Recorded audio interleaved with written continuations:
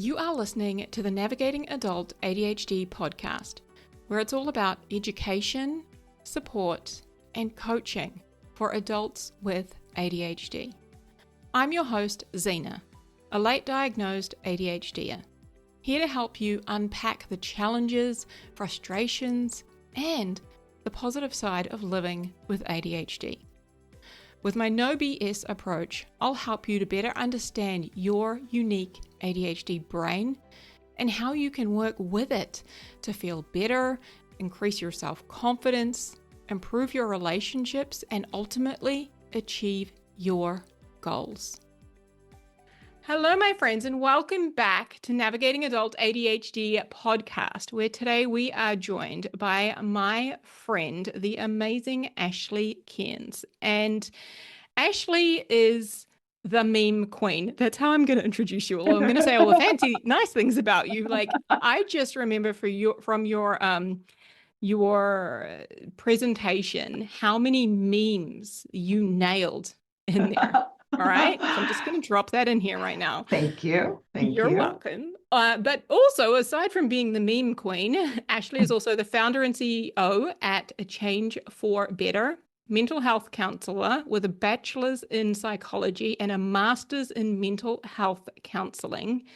And she is a TEDx speaker, also an incredible human who is living with autism and ADHD.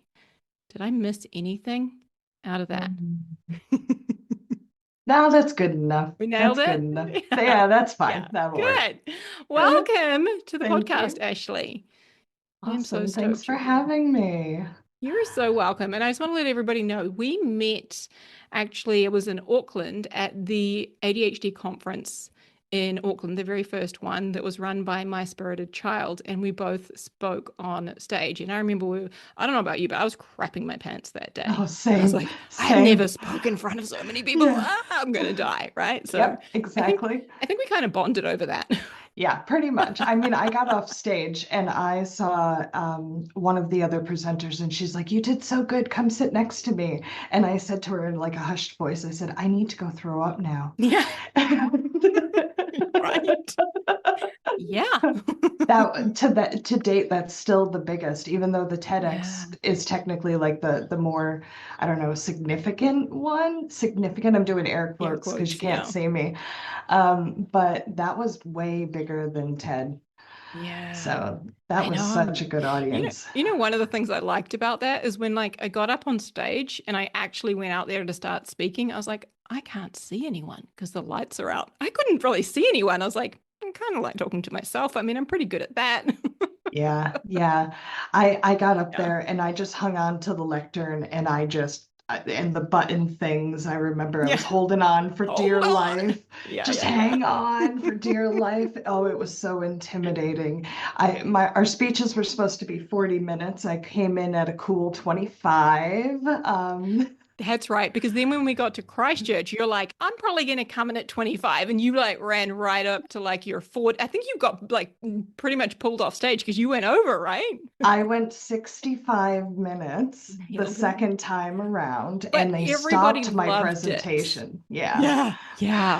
But that's the funny thing, right? Because you were like talking about burnout and you were just so in it. Like you were in the zone and the audience was resonating. And like, I don't know if you changed your slides or like upped your meme game or what, because like it was just landing so incredibly well. And like people didn't want you to leave, which is why you're here, because we need you to talk about this. Well, I figured that the audience was smaller. Like before, I couldn't see anybody. Now I've done the TED Talk. I hadn't done the TED Talk until after the first one. That's right. The first one was so intimidating. And then the MC is Natalie, who works with us. And I'm like, oh, this will be easy. And then I got up there and it was like, no fucks given. Yeah. I just couldn't care. I was like, I'm going to talk. And I'm going to talk and I'm going to talk. And as long as people are still listening, I'm going to keep talking and I don't really care. Yeah. So at my 40-minute mark, over on the side, Natalie's like giving me hand signs and everything else, like, get off the stage, get off the stage. And that's when I said to the audience, I said, I'm being told I need to get off the stage. Do you guys want me to wrap it up or do you want me to continue? And everybody's like, keep going. Yeah. And somebody said to me afterwards, that was really, really lucky. What if they said, get off the stage? And I was like, I had no fucks to give at that moment. I don't know why. Yeah. And I think it came because I've done the speech before. This is the first time in my life. And I think we talked about this, that you've done the exact same speech twice. So usually it's a one and done. And then you have all these what ifs. What if I had added this? Or what if I had added that? Or what if I had changed this? Well, I just had the opportunity to do it. And I did it. And it came out better than the first time. And I felt more comfortable and the audience liked it. So yeah, it landed like it. Right. Yeah, it was amazing. And I remember I was sitting right at the back, and like there's all like the people standing around and the sound person and everything, people like taking pictures. So I could see everything. Everyone's taking pictures of your slides, and I'm like friggin' scribbling the notes and stuff. And I was like, you know what? There's an easier way to do this. Invite her on the podcast. And then I'll just ramble on Make here her about talk about it.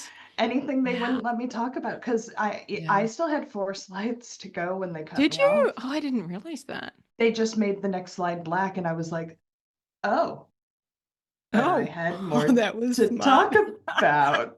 Okay, Oh, I and guess we're I'm done.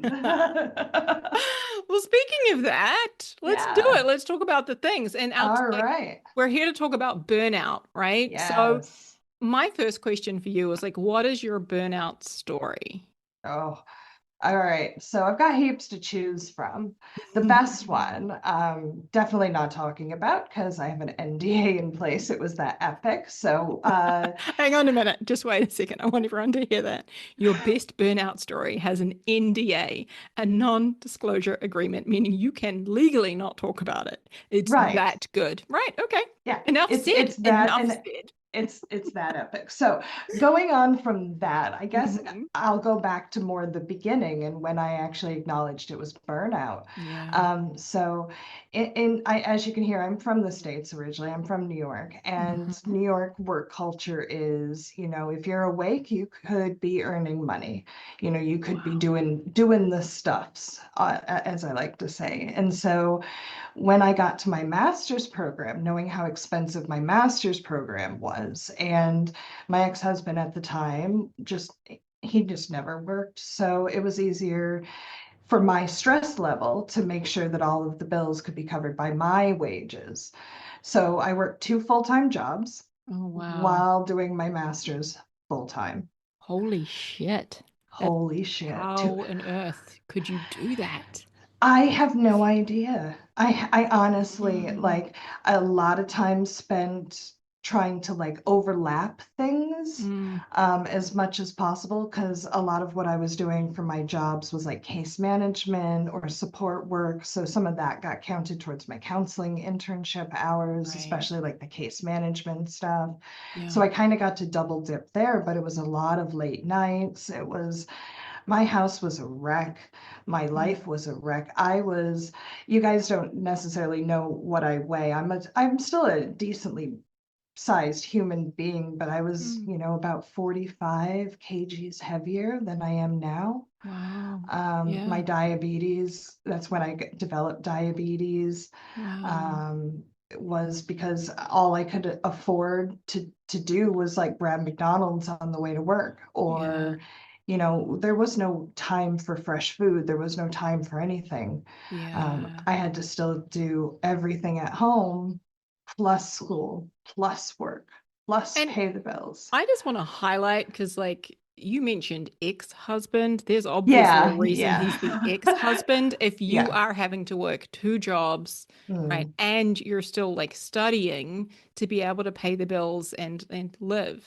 So 100%. He and I were like oil and water, not high school sweethearts, but just, right after high school, getting to figure out who we are. 2 kids falling in love and trying to play family, so I wish him well, but I do wish him gone, and I'm glad he is. Oh, yeah. I would say he definitely didn't help with the burnout by the sounds of things. No, and actually that's how I started to realize, this man isn't going to help me with things. So if I'm going to have to learn how to do it all myself, I need to come up with a better way of doing it all, and not killing myself in the process. I was on so many antidepressants back then. Wow. So they knew about the ADHD, but they didn't know about the autism. Right. So I Okay. was medicated for anxiety because, that tends to be the one that they throw at women, Yeah. is that you're just an anxious mess. So, I mean, Yeah. I was on so many medications for Mm. something that really was just a lifestyle Yeah. issue. Yeah. Do you So, do you remember yeah, the moment that you realized this is burnout? Like, was there a moment like that where you're like, holy shit? after I got to New Zealand, Right. honestly, so I moved to Yeah. New Zealand. I graduated in 2010. I moved to New Zealand in 2012. Yeah. For a man, obviously, because why else would a girl from farm town New York move to New Zealand? So met a man, wanted to see how it was going to go, but without that commitment. So again, trying to do it all myself. Mm, Came over, got a job, got a yeah. full-time job, Yeah. and they expected like 37 and a half hours. And I'm like, but I got more. Do you need more? Is that it? Are you sure? Yeah. And they're like, this is enough. Like this is a new job in a new city. Like you've got Yeah. enough. And that forced slowdown Wow. was when I was like, wow, is this how people actually live? Is it supposed to be like this? Like I can go for hikes now. I can learn a new hobby. I can try a new sport. I can do these things, go to concerts. You mean I can have time off? I'm from Yeah. America. You don't get to use your time off. That's Yeah. funny. Right. And I know that, like, I've got friends who live there, and they say like you're lucky if you get 2 weeks a year, but they don't like you using more than 1 week. Like you At definitely a can't use your time. 2 weeks together. That's not a thing, No, right? not Like at it's like all. frowned upon. I'm like, well, that's wild to me. When I got my neck reconstructed recently, my mother came over from the US and it was such a big thing. She had to get special leave approval to do 2.5 weeks. Wow. And That's I was like, but wild. you pay the same for the price of the ticket. Why don't you come for like a month? And she was like, oh no, they can't cover me for a whole month. That's not even negotiable. They're really, strict on the two Yeah. and a half weeks. Like I'm really Yeah. pushing it. Wow. And this woman had cancer. And they did this kind of stuff through cancer. Jeez. She worked through cancer because she No, didn't no have, wonder there's burnout, right? Like you've got no right? downtime. You're not allowed to rest. Like, where do you Yes. get any self-care? Where do you get to prioritize and take care of yourself? Like, Mm. wild. But even like as you're saying this, I'm thinking of like, say for example, say like a mum with a couple of kids who works full time, and her partner or husband works full time as well. Like it can be very much like that. Oh, You're yeah. working your 40 plus hours a week, and then it's like taking the kids to school and dropping them off, and then taking them to activities and dropping them off, and then friends Mm, and play dates and cleaning the house and doing mm, all of the things. And then there's like trying to stay fit and stay healthy and all of this. Like all of your time can be so easily consumed that there mm. isn't the time, like you said, to like go for a hike or develop a hobby and do the things you enjoy and like Yep. play in that way. Well, yeah, and it's discouraged for us to be playful or Mm, childlike as well. I mean, think about those that like comic books or get really into a movie franchise and mm. stuff. They're often, seen as less than instead of Yes. actually, isn't that wealth? Yeah. Isn't that health? Isn't that happiness right there? Oh, The I fact that love they can get that. absorbed in that, In isn't something that they enjoy so success? much, right? Yes. Like if we can develop that childlike excitement and wonder and play and awe that we had, Mhm. how healthy is that for us? Well, that's a Right? mindfulness technique. So Yeah. I often preach like active mindfulness, and this is exactly this. It's Yeah. it's not that sit there and just kind of meditate form of mindfulness. It's a way more practical solution.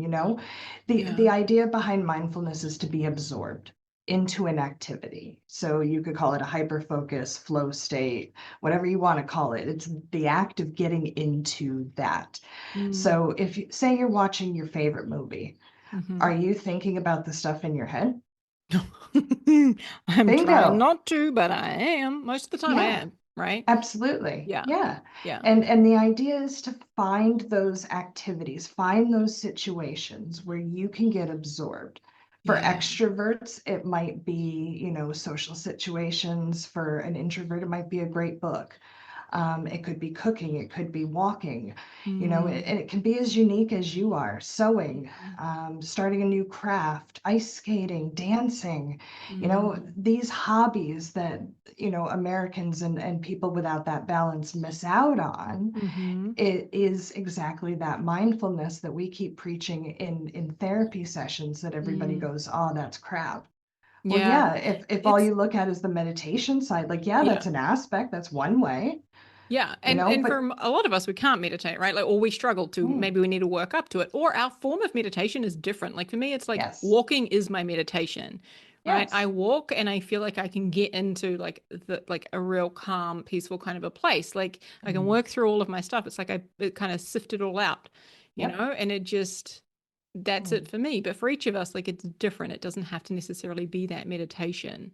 One of mm, the things I preach and teach, let's say, mm, is the importance of joy mm, in our lives, especially as adults with ADHD. Like, we often kind of put that off. Like, when I've achieved this, when I've done all of these things, when I've cleaned the house, then mm, I'll get to enjoy myself. And I say, well, no, actually, prioritize the joy first, because when you do that, when you have more things that you enjoy, right, whether it's mindful activities, that sort of a thing, it pours more into you, right? Like I talk mm, about the dopamine, the mm, serotonin, all of that. Like you're pouring those mm, things into you, which makes it easier to be able to go and do mhm. the other things, Yes, right? It's yeah. like we get that backwards. I for part of my adult life, 2018-ish, I spent 6, 8 months in Asia, kind of Nice. doing this journey of self-exploration. I didn't want to do mental health per se, but I didn't want to fully change careers. I didn't really know what I wanted to do, midlife crisis of sorts, but Mm-hmm. I did a lot of reading. And I think the book Mm-hmm. that actually changed my life, and it's a funny one, is The 5 Hour Work Week by Timothy Ferriss, Yeah. Yeah. because he's like, you know what? Accept flaws and fix the solution. If you can't be the solution, find a different solution. So, for instance, I am horrible at laundry. It's Oh, I just hate the not laundry. not my strong suit. I don't mind putting it in the washer. I don't mind waiting to hear that it's done. I don't Yeah. mind putting it in the dryer. Yeah. After that, I don't want to touch it. Until I Yeah. have to put the clothes on, I don't want to touch it. Yeah. And I can fight with myself to do that. And I can make myself feel bad. And I can add stress onto my life unnecessarily. Like, is that actually really something that I need to stress about? Yeah. And I've decided, I've kind of Marie Kondoed it. Is this worth the stress? Yeah. No. So now my cleaning lady does the folding of all my laundry and she Yeah. puts it away. And it Perfect. is worth the extra $20 a week that Yeah. I pay for her to just fold up my shirts and whatnot and put it in my drawer and Yeah. just admit defeat so that I still like myself as a human being. The Yeah. job still gets done and I get Yeah. the quality back in my life because now I don't have to do that. So I can spend that time, maybe go walk my dog. I didn't Yeah. have that because I was stressing about it. I was Yes. procrastinating about it. I was Yes. making myself feel bad about it. That's all Mm-hmm. gone. Yeah. And I know every Tuesday when she comes to fold everything up and to do everything, it just needs to be done by then. So I have a whole Yeah. lot of, piles Baskets of of laundry that are uh, ready to be folded and put away and sorted. Yeah. exactly. Yeah. I Exactly. love that because there's so many things in our life I think that we think we have to do it all, right? We've got to do all of it, right? Or it needs to look Yeah. a certain way, right? Yeah. And that Yeah. yeah, that's a great example. I've totally got ahead here because I wanted to ask you about signs and symptoms of burnout. And we're like already talking like here's what we're doing to like help ourselves like manage it.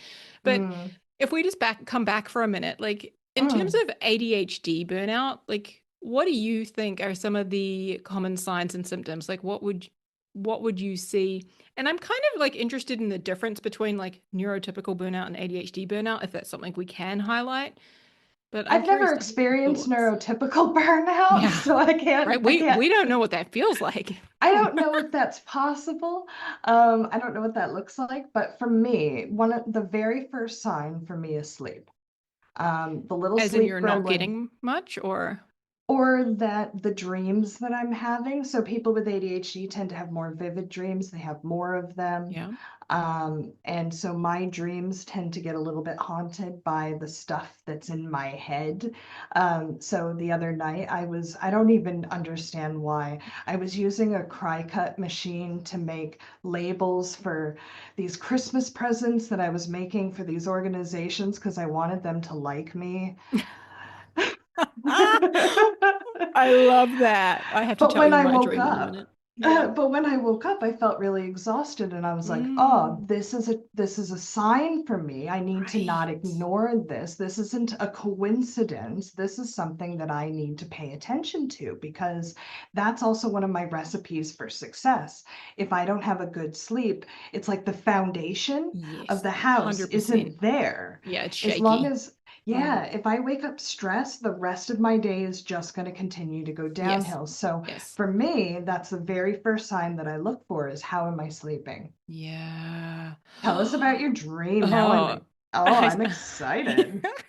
this cracks me up. So I have been like, I just recognized, I think, as we launched ADHD Home a couple of weeks back now, like I recognized I am like right on the edge of dropping into burnout. Like I'm on the verge, right? And it's funny you say about the dreams because just last night I had this weird dream, all these different weird components. Like I slapped my mum in the face, which I probably would not do in real life anyway, but that was one part. But then the next bit that really stood out to me is like somehow I managed to like have taken my top off and I'd covered my breasts and I was like turned around and there's this whole stadium full of people and they know me. They're like, "Hey, Zena, how's it going?" And I'm like half naked standing there.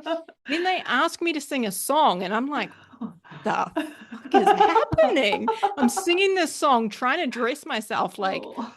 I think, yeah, like when you say vivid, weird dreams, I'm like, what Uh-huh. is happening in that? Like, I could Uh, definitely pull that apart. But that yep. has literally, when you said that, I was like, that's been happening. I've been having very vivid, strange dreams for the last couple of weeks. And I'm very Yeah. mindful of like energy and doing less and all of this. So Yeah.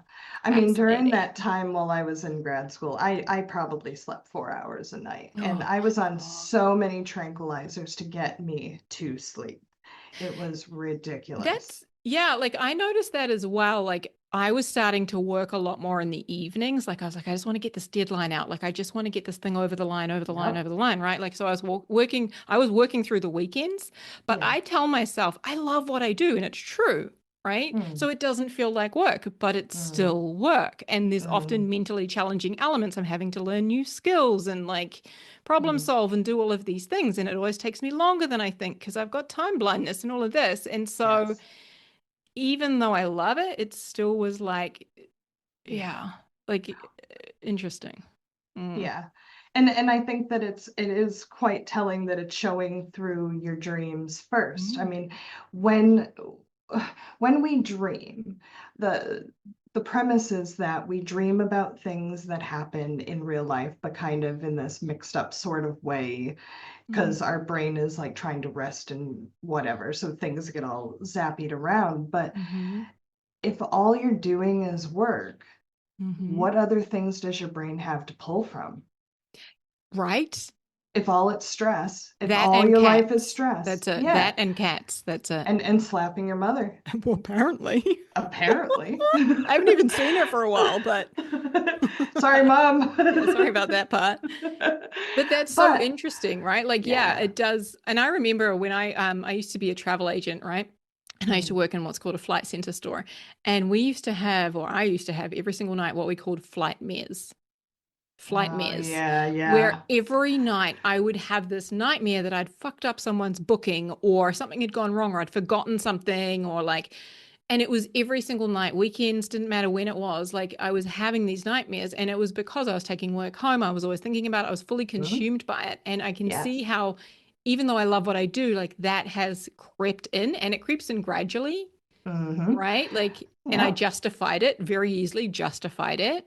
Yep. Well, Yeah. it's why it's important to like separate here's another, tip, I guess, is to Hmm. separate your bedroom activities from your play activities. A lot of people go to bed, watch TV, go to bed, play on Hmm. their phone, go to Hmm. bed, play on their computer, whatever. Hmm. That becomes their solitude. But think about, what does it feel like when you've had a really long day at work and you first walk over your doorstep? You know Oh, that like that feeling? relief, like, Yeah, yeah, I'm yeah. home. So Yay. our brains associate different places with different feelings, just as much as Oh, yeah, I can see that for yeah. sure. So if you're watching TV in your bedroom, playing on your phone, playing a game, whatever, what does your brain think of your room? It's a place to play. It's a place to get Yeah. excited, Yeah. right? Is that what you want before you go to bed? That is such a good point because I'm like in my head, I'm like, don't you take that away from me. Like, I like that. But I actually, like, I really agree with what you're saying in that, like, I want it to be the place where I rest, where I Correct. recharge, where I rejuvenate. Like, I'm plugging myself into charge, like my iPhone gets plugged in, right? Like, Bingo. yeah. Not the place to get excited. So only bedroom activities. So sleeping and sex. That happens in the bedroom. Yeah. Get your TVs out of there. Um, Yeah. if you're having sleep problems, you're waking up at night, don't go grab your phone and play on it till you fall back asleep. Get up, get Yeah. out of bed, get 100%. into a different room, and then do something incredibly boring. Yes. Incredibly Yes. boring. Like I am big on like reading. Like I love like me some like self-help educational ADHD books. Like I Yeah. love that shit, right? But I formed this new rule with myself recently where I'm like, I'm only allowed to read like a storybook. Like what's that? Like I Mm. get these all around the wrong way. Fiction, non-fiction. The not true one. Fiction. Fiction. Yeah, that one.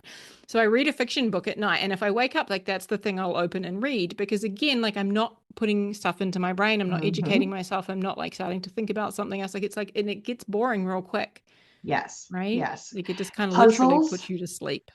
My husband had a bout of insomnia and we had Puzzles. so many puzzles. Yep. Puzzles is a great idea, actually. I had thought of that Mm. recently for like mindfulness and just doing something different because Yep. I think it's so easy just to go to the phone, right? Like go to the Easy. phone and Very. find something. Go to the like always grab a device. Like but Mm. something like that, yeah. Mm. That's a great Mm. one. And it is quite mindful. And you could have Yeah. an audiobook playing, I'm gonna put puzzles on my little or list this here. podcast. You could have a podcast playing. You could Yeah. have some music, your favorite music playlist playing. Yeah. You could use it as a pick-me-up, depending upon Yeah. the music you choose, or use it as a way to express emotion without having to look at anybody. Focus on the puzzle pieces till you get a good Yeah. cry out, man. Puzzles Yeah. are so underrated for that reason alone. They need to have cooler designs, but puzzles in general, yeah. Yeah, that's interesting. I love the puzzle idea. And so back to the signs and Mm. symptoms, like we're highlighting the sleep is huge. The Sleep is weird huge. dreams. For me, it was Mm. like the exhausted feeling. Didn't matter how much sleep I was Yes. getting, it was just exhausted. But it kind of, I didn't notice it kind of crept up. And then bam, I was like, oh my God, I'm like literally exhausted. I don't want to do any work now. I just don't want to work ever again. That's what my Well, brain's saying. if you think about it, we only remember the last dream that we have when we wake up. So if that was Yeah. the dream that you remember, how many dreams did you have that you didn't? Is that a real Yeah. restful way for your body to get rest? Is by Yeah. having these quite shocking-ish dreams to you, these real wacky Yeah. dreams. Yeah. Your body feels that there is a connection Yeah. between the mind and body, and people tend to Yeah. forget that. Trauma is stored in the body. So that's one of my next signs and symptoms is, soreness in the Yes. body. Muscle soreness and Yeah, stiffness. yeah, especially Oh, neck, yeah. shoulders, head.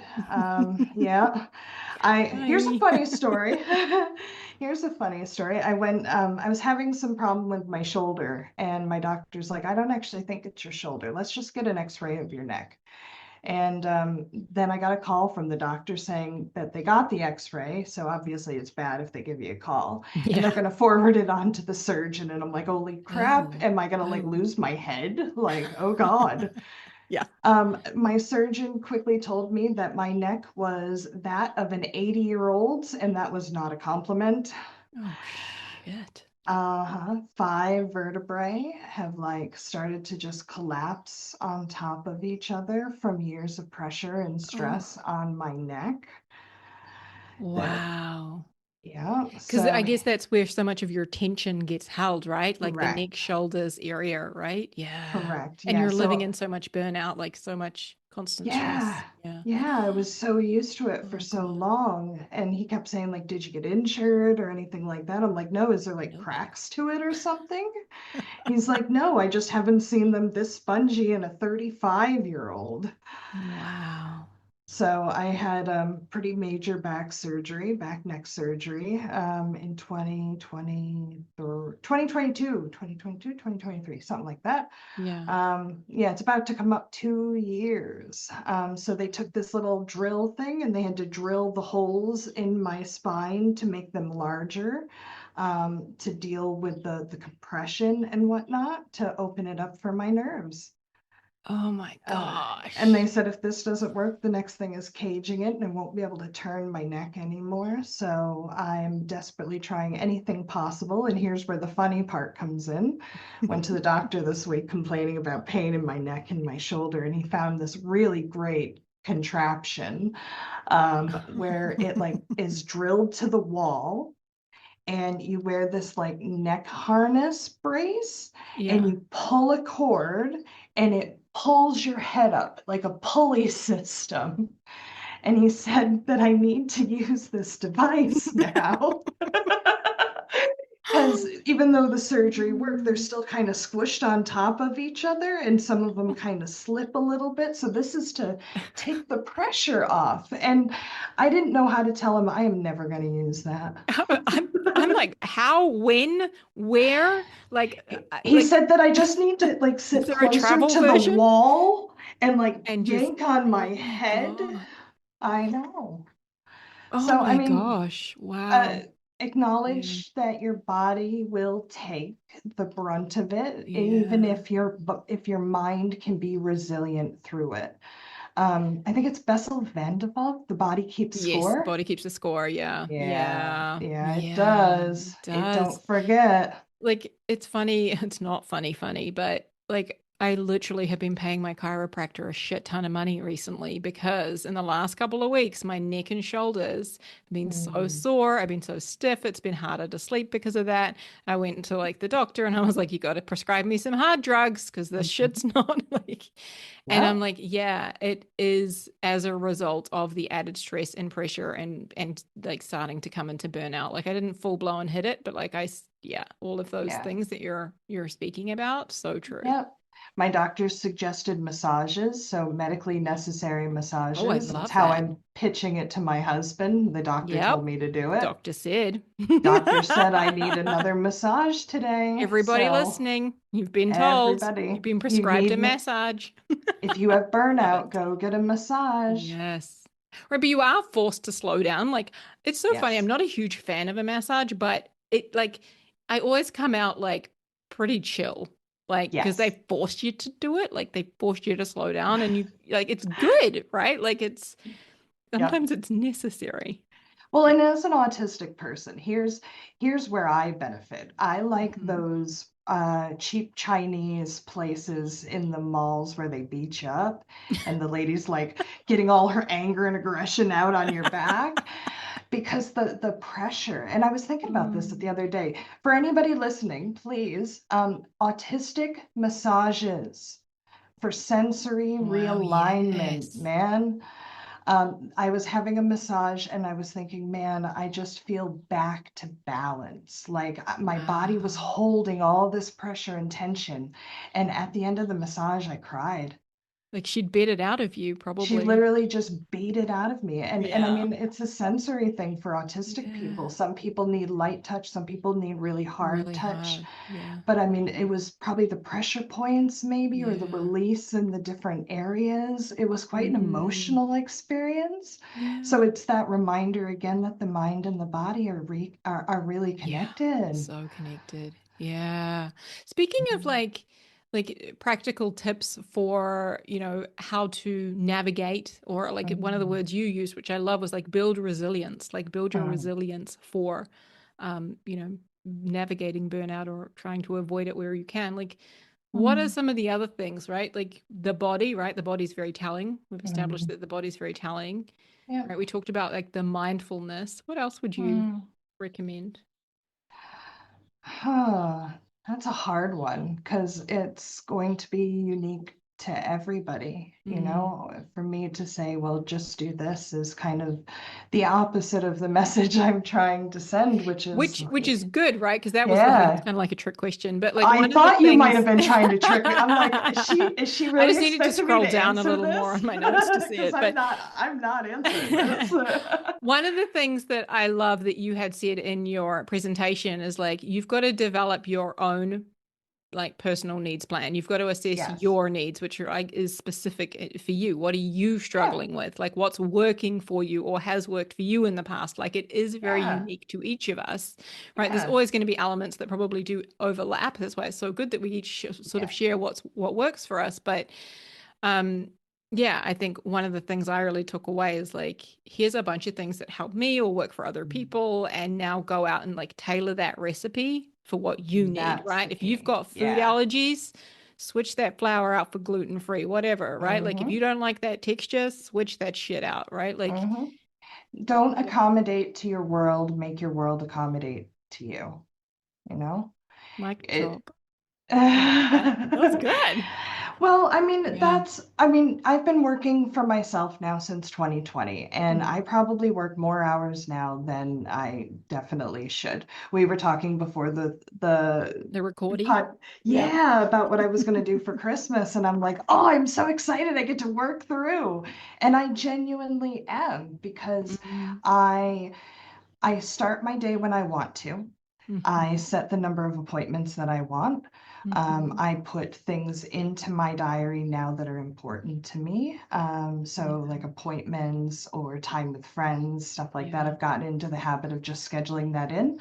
I work with a team that respect my boundaries and I Yeah. respect theirs. So, we've got a really good work culture Mm-hmm. at the business. But I think it's that flexibleness, each Mm. person, and you talked about building resiliency, and that's exactly what it is, but it's like a toolbox.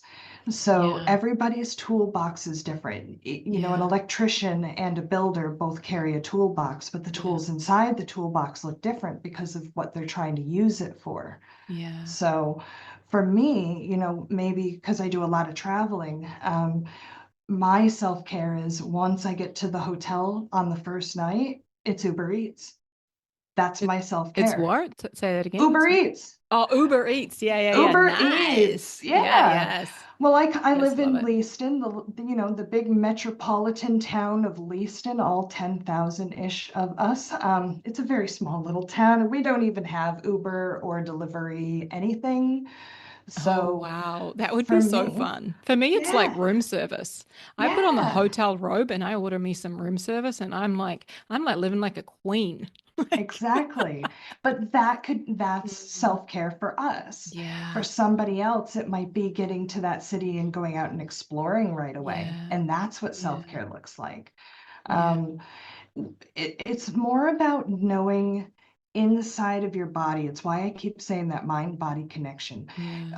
People with that are neurospicy tend to not have such good mind-body connection, Yes, and so yes. we become very overstimulated, and we can't understand why, Yeah, even though our body has been sending us yeah. signals.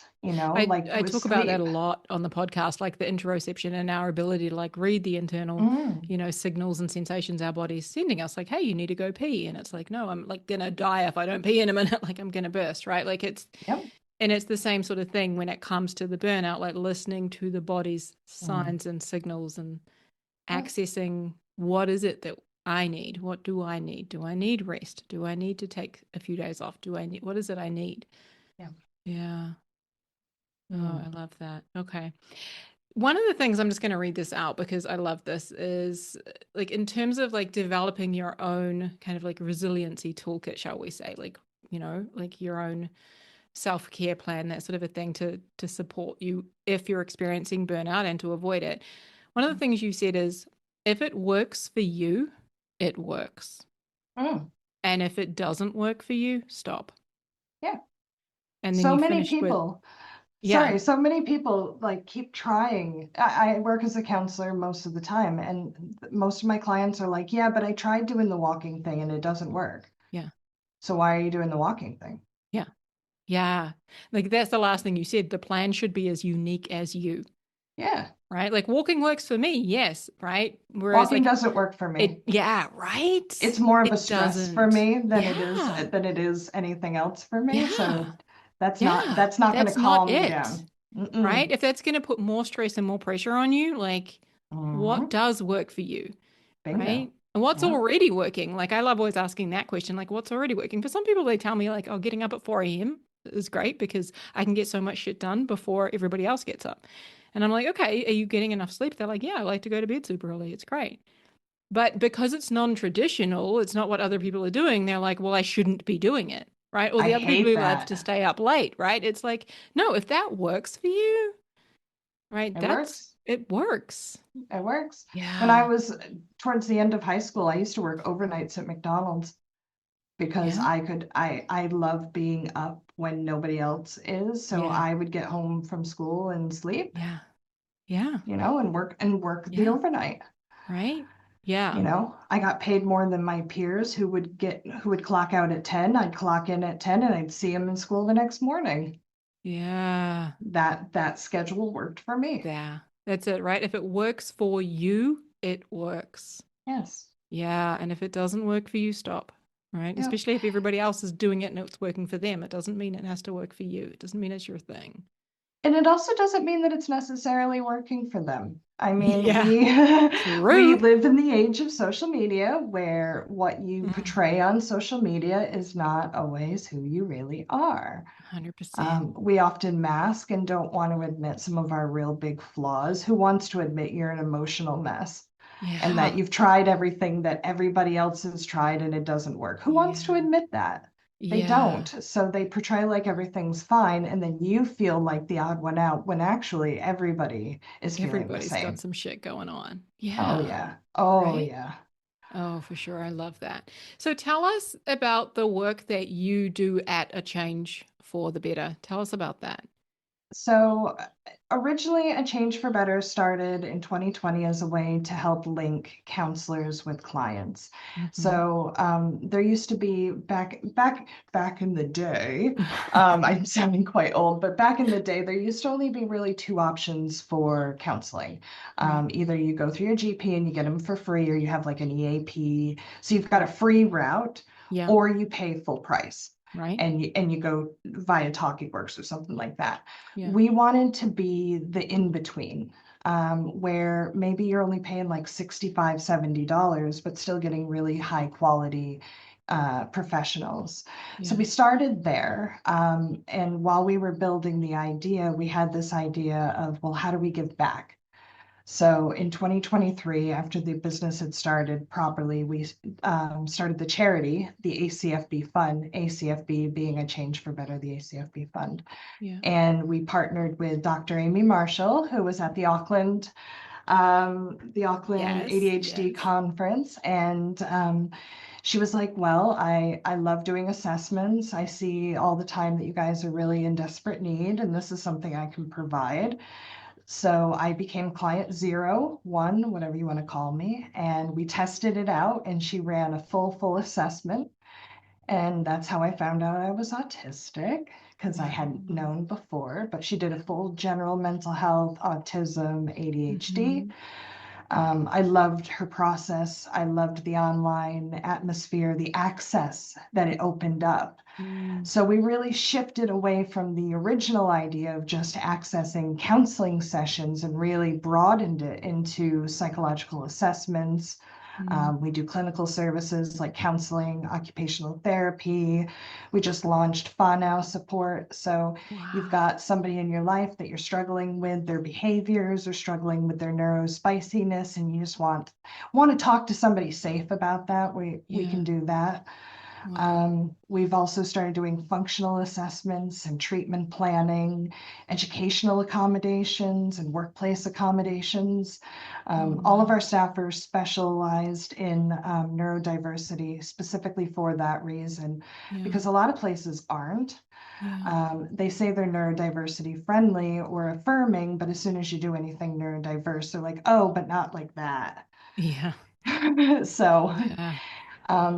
Dr. Amy Marshall created our program, our clinical program from the ground up, and she personally trained everybody. We've now Wow. expanded into, we have 6 clinical staff now, part-time, Mm-hmm.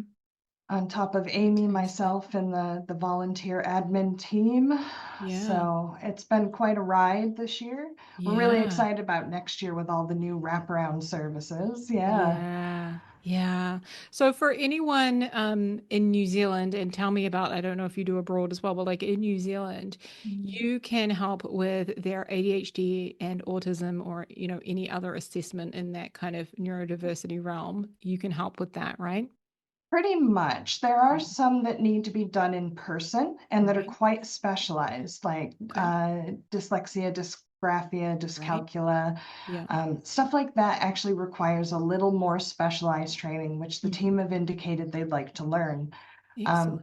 with the Yeah. change from FICAHA, MSD, DSS, whatever they want to call themselves today, to no longer accept telehealth diagnoses for autism, Yeah. they forced our hand to have to start offering in-person clinics. So Yeah. because we're already going to offer these pop-up in-person clinics, it makes sense for us to expand into those categories as Mm. well. And Hmm. intelligence testing, we're looking at doing some of that as well Wow. in the Okay. new year. Interesting. Yeah. Yeah, so lots coming down the Lots. pipeline. I've got a Yeah. really creative team of out-of-the-box thinkers that really are Yeah. passionate about this You're stuff. like I do want to say your team are amazing. Like I had the honor of meeting them in Christchurch, and they were just some incredible humans, and they seem like real fun, creative Mhm. people. Like yeah, Yeah. We yeah, just you get guys would be along like great. a house on So fire. Like cool. everybody Yeah, fits really nicely into the bigger puzzle, you yeah, know? I love It's that. wonderful. So if somebody wants to come and check out what you're doing and access your services and work with you, where do they find you? Where do they go? If you, okay, so we do services privately through A Change for Better. So that would be achangeforbetter.com. Yeah. However, if these prices are unaffordable and you need help with accessing, Mm-hmm. then go to acfbfund.org.nz and Okay. go and apply through there. We do Yeah. give discounted prices through the charity Yeah. to help those that need that Yeah. access. We also provide interest-free payment plans as low as $10 a week.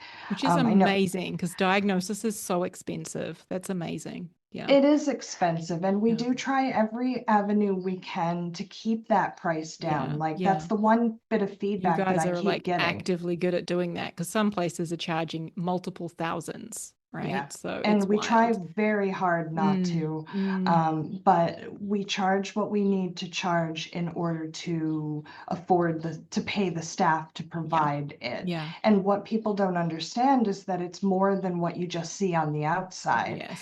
You know, all those questionnaires that you just filled out, each of those need to be scored, hand scored. Yeah. Each of those need to be transferred into a report. Each of those Yeah. need to then be part of the case formulation, including, Yeah. your observer reports and your all Yeah. of that And makes up I quite got a a little huge. glimpse at your behind the scenes system. And one of the things that I Yeah. really love is how much detail you guys go into, like, and Mm, how many reports and things that you will run as needed to be able mm, to best support someone and help them to understand themselves and, give them the most accurate information for where they're at. Like, that really blew mm. my mind. When you showed me a little glimpse behind the scenes, I was like, Yeah. Jesus, We look at all run this. a lot. Yeah. Yeah. Well, and the reason behind that is that different organizations have different requirements. So if you're Right. going through DSS, FICAHA, whatever they want to call themselves, they have a list of criteria. These are the different reports we want to see. These are the different things inside the report that we want to see. These are the different bits Yeah. of collateral that we want to see.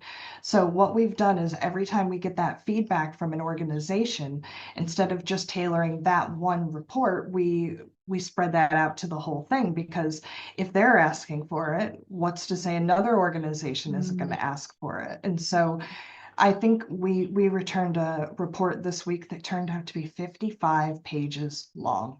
Oh, wow. 55 pages. So this is where the cost comes in, because to write 55 pages, that took that person 16 hours.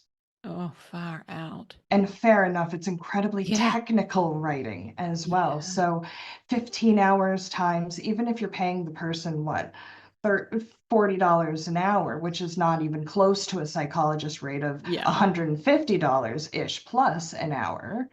How much does that actually come out to? Wow. And so the criticism that these are expensive at $1,500 or $1,800 is just preposterous. We're not even making enough to cover our costs in some cases. I completely agree with you when you explain it like that. However, one of the things that I kind of struggle with is, like, for example, when I first had my appointment, I think I paid about 500, no, sorry, about 650-ish for my 1 hour. I never got a report. I never got anything in writing. Like, I was never I would like that. Like, I never got any of that, right? And then a follow-up, which is simply for medication, 280, I think, for a 20-minute spot. Now, I'm fortunate that that was a few years back now. It's now like gone up a lot since then. But I hear from people, for example, I have a client who paid $1,500, was never given a report, was never specifically told, yes, you have ADHD, but was given 20 milligrams of Ritalin and sent on her way. Now, I think that's expensive in that regard, when that person's not getting anything. They're not getting concrete information. They're not getting a report. They're not getting any of that. But when you do get that or have access to that, I think that that is so different, right? Like, when you're that's where, like, the question of, like, well, how professional are some of these people? And the person that I'm referring to, that she saw that psychiatrist, he is now under review. Like, he's and psychiatrists are notorious for this versus psychologists. It's how they keep the price down, because they don't run anything, or they run the minimal that they need to justify the diagnosis, but they're not actually giving you a report of what's going on. So if your sole aim is just the medication, well, go the psychiatrist route. But if you actually want to understand yourself, that's the and difference. have something to do, you know what I mean? Then you go the psychologist route, because they're going to actually run all the tests, and the tests don't lie. They've been peer reviewed for years and years. They've been used on tens of thousands, if not hundreds of thousands of clients, and normed for the population. They're ready to go. It's not somebody going, she looked at me, she's not autistic. Well, no, I've been taught from an early age it's rude not to look at people, so I look at people. If that's the basis on whether or not I'm autistic, there should be there should be some more tests that we run, right? Like, and we have that. We have the autism guidelines that says these are actually the tests that you need to run. We need that for ADHD. There isn't that same kind of guidance document. It's kind of whatever you want to run. But certain organizations ask for certain tests. But there should be just a normed set of tests. And if you score on those tests, then you score. You have just highlighted something that I don't think we've talked about on this podcast before, and I just do want to repeat it back. And that was, like, the difference between, like, when you see a psychiatrist and they can prescribe you with medication, right? Whereas a psychologist, it sounds like, from what my understanding is, that you can learn a lot more about yourself and how ADHD impacts your life, like your executive functions and all of that sort of thing. Like, you can learn so much more about how it's impacting you and where you need to maybe have some support and some scaffolding and that sort of a thing. Whereas a psychiatrist is more about, yes, you have ADHD, here is some medication. Like, I was sent off with leaflets, like, here's a 2-page PDF, like, off you go, good luck. And I was like, what the fuck, what now? Right? Like, but it sounds like that's a real key difference. Correct. Yes. Good to clarify. Yeah, and that's why psychiatrist's route is under $1,000 versus the psychologist route for a properly done autism assessment. It's really going to probably run you about $3,000. Wow. Yeah. But that's properly done. That's 55 pages of a report about you're going to understand yourself so much throughout that process, right? Like you're going to know like what's working for you, what's not, why these things happen, right? Like, yes, that's what so we pull out much. in the reports. And that's like why we do those functional assessments now. It's like, okay, so you have ADHD or you have autism. Well, let's actually look at your entire life holistically and see, well, what areas is it affecting? What can we do about that? Is that a you change problem, or is that a we need support problem? So we can actually get down into the nitty gritty and actually give you the tools to go back and try to help yourself before needing to go medication route as well. So this is a better option for those that are like, I don't really want to get on this big giant stimulant, or I don't want to go that route. So many people are in that category. They're like, but I don't really want the medication. Like, what else can we do, kind of a thing. So yeah. I'm not medicated. I mean, I originally wanted to be medicated, but then after getting my psych report and being like, oh, well, that makes sense. And oh, well, that makes sense. Even just that, the allowances for myself to have those quirks has reduced my anxiety, reduced everything. And now I'm like, oh, I just need to work differently. This isn't working. Stop beating my head against the wall. Try pivoting. You know, the Friends analogy with Ross and the boys trying to get that couch up the stairs. Pivot. Just pivot. Pivot. Pretty sure that was one of your memes. It was one of my memes. It's one of your memes. All right. I love memes. Yes, you do. And you're the queen, I got to say. I'm going to link to where people can find you in the show notes so that they can come and connect with you. Thank you so much for coming on the podcast and sharing all of this, talking about burnout. I am so grateful that you were able to make time and come and hang out with us. Thank you so much, my friend. Thanks for having me. This has been awesome. Thanks, everybody. Hey, ADHDer. I know just how hard it can be when it feels like your ADHD is really holding you back. You're frustrated, overwhelmed, and not sure where to even start. That is exactly why I created ADHD Home.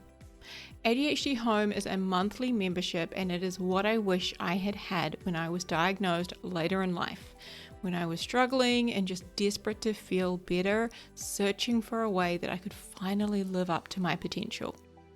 Now I'm giving you the tools and the coaching that have changed my life, with over 60 videos to help you navigate and thrive with ADHD. Plus, you get group coaching calls with me, regular ADHD workshops on topics like RSD, dopamine, and emotional regulation. And you've got a community of other adults with ADHD who have got your back. It's time to make ADHD work for you. Visit ADHDhome.com and join us today. I can't wait to coach and support you. Let's go, my friend.